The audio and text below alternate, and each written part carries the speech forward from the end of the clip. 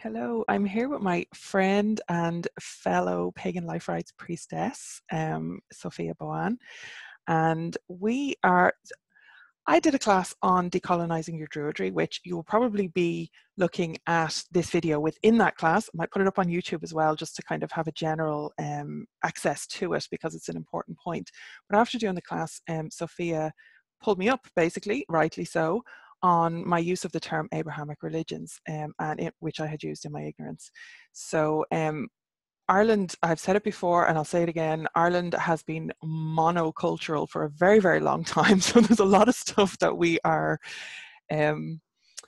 I suppose, blithely ignorant about when it comes to worldwide cultures and history and heritage and all of that. So Sophia has very, very kindly and graciously offered to come on and educate me and yourselves as well, so that we can correct that within that class over at the Irish Pagan Schools. So Sophia, do you want to tell us a little bit about yourself and educate me? Yes, I am pagan, obviously. I've been involved with gardening in Wicca for about 30 years, but I'm also Jewish. And I was raised in a progressive Jewish household with a lot of emphasis on ancestor worship and the festivals that have to do with harvest. So from there, I sort of drifted into paganism quite seamlessly for me. So I'm active in both. I raised my children Jewish, and I'm a member of a synagogue, progressive synagogue in Brighton, which is, for the American people watching, the American equivalent is Reform Judaism. So before I always say this before I talk about Judaism on any level, Jewish people are as bad, if not worse, than pagans, in that it is our hobby to argue about everything. It's actually the basis of how we reach the sort of spiritual connection with the divine. We argue about all the texts, and that's actively encouraged. So I am giving my personal opinion. I know there's quite a few other Jewish people who agree with me, but you will also definitely find Jewish people who do not. So that's a thing I always have to say beforehand. But you mentioned Abrahamic religion, and I will talk about that, also about the term Judeo-Christian, which gets used a lot. And as pagans, we tend to use, or that's what not me personally, obviously, but I very often hear people using the term Abrahamic or the people of the book or Judeo-Christian to really denote Christianity. But because we've got such a weird relationship with Christianity, most people in paganism come from Christianity and go through a phase of being really angry with the way they've been treated by their various churches. And then when they talk about some of the anger and the issues that they have, they tend to refer to Abrahamic and Judeo-Christian to sort of almost neutralize it. I don't really know what the logic behind it is, but I see it a lot. And if you're talking, particularly if you're doing a talk about decolonization, you shouldn't use Abrahamic and Judeo-Christian, because that is a term that is used as a colonization by the Christian churches. Right, which is where my ignorance was coming in, because I had no idea. So apologies, public apology for that. No, I mean, like I said, it's something that is so commonly used that people sort of automatically repeat it and feel that it's maybe a more neutral term than saying, look, Christians are wrong. But 99% of the time, people are actually talking about Christianity. Yeah. Christianity, Judaism, and Islam are three distinct religions and three different ethnicities originally, though Judaism and Islam are much closer from an ethnicity and cultural perspective, but also from a religious outlook perspective than Christianity. But Christianity has, for a very, very long time, we're talking really the beginning of Christianity, tried to pose itself as the successor of Judaism. So Jesus initially was preaching for Jewish people. Roman people got interested, joined the cult within Judaism. In the beginning, really lived like Jewish people, did all the circumcision and the food rules and all that stuff, and then started to drift away from that. And during that drifting away period, anti-Semitism started to find its way within Christianity. And Jews started to be viewed and very clearly sort of seen as the people who killed Jesus. Mm-hmm. Now, it is my opinion, and actual, scholars as well, that the Shoah, the Holocaust, would not have happened if it wasn't for Christianity having ingrained in it that the Jews killed Jesus. Mm. To the point where my younger daughter, who goes to an Educate Together school, which is a multi-denominational school in Ireland, last year came home really upset because they were reading a book about Easter, and in it said that the Jews were to blame for Jesus being killed. Mm. And this is, 2020, multi-denominational school, and my Jewish child still gets taught that it's her ancestors' fault that the Jews killed Jesus. In the 1960s, there was an official, proclamation by this. We're talking 1960s here, right? So very 60 years ago, there was an official proclamation by the Pope that Jews were no longer personally held responsible for the death of Jesus, but that our ancestors were still guilty of it. Okay, so this is recent stuff ingrained in Catholicism. And then, so you've got that side of things. And then in the US, you have this really weird sense of Judaism just being Christianity without Jesus. And that's really what people believe. I had a good friend who's very smart, studied, lots of religions, who was really surprised and asked from the US and asked me, why are you identifying as Jewish? Because you're pagan. I said, well, I can't undo myself, right? I was born that way. I can't undo myself. But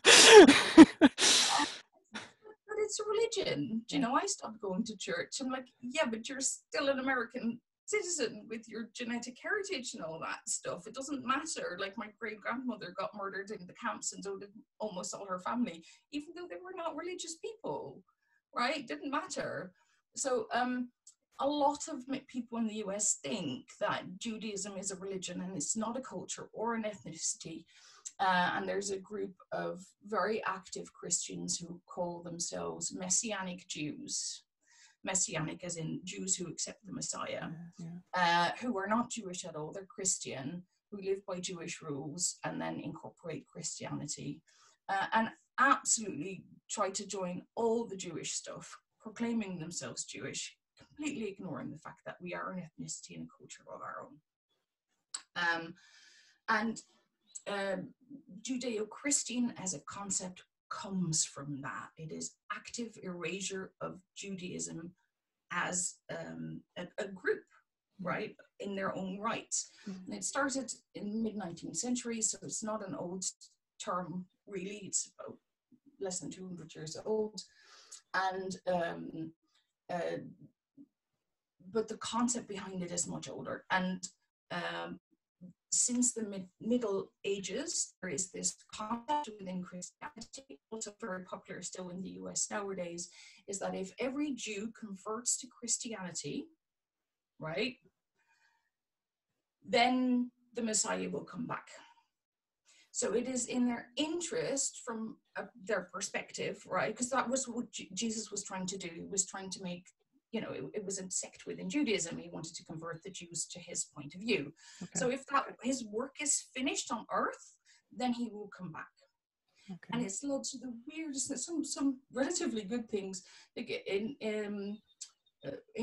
during the USSR in Russia, the only people who could get out were Jewish people. So active Christians in the US would put money together and go through the phone book, the Russian phone book. They would smuggle them out, look for the Jewish names, call people in the phone book and go, are you Jewish? Because we will organize your trip to Israel and get you a visa, because Russians were, the USSR was quite anti-Semitic. But the reason to do that was to get all the Jews into Israel, then convert them to Christianity somehow, and then the Messiah will return. So it's very old. It started in the Middle Ages and is still an active point of view that if we get all the Jews to convert to Christianity, if we actively erase their own culture and their own religion, Jesus will come back. So that's the Judeo-Christian concept. Jews don't call themselves Judeo-Christian because we're not Christian. We don't have, from our perspective, Christians took our heritage and made something completely different out of it. The whole basis of the religion is a completely different thing. If you're talking about Abrahamic, what you're actually referring to, it goes along the same lines. But when you're saying Abrahamic, you're saying of Abraham, right? The descendants of Abraham. Christians are not descendants of Abraham because you're not Semitic. You're not an Arab people, right? So if you look at the Torah, it explicitly says that Abraham married several women, 3 women actually. One was Sarah, and her offspring are the Jewish people. He also married his slave Hagar. You think how voluntary is that? But anyway, they had a child together, and her offspring are the Arab people. So if you're talking about Abrahamic, right? If you're looking at purely who share the concept that they are descendants of Abraham, you're talking about Islam and Judaism. Christianity doesn't even feature in there, right? But additionally, again, there are 3 different cultures, different people. Just like when you say the people of the book, and then people mean Abrahamic, e.g. Jews, Christians, and Islam. We don't share the same books. The Torah is recognized as, which is the first 5 books of what the Christians know as the Bible, is recognized as a holy book by Islam, but they see it as a corruption of what was originally there. They have the Quran. Nobody else has the Quran. The Talmud is really important. It's not a holy text, but it's really important within Judaism. Nobody else shares that. All of it has to do with legitimizing Christianity as the successor of Judaism. I see where you're going with that whole colonizing thing now. I really didn't know any of this. Thank you so much. So, for the people who are seeing this, if you really want to stand by that concept of decolonization, there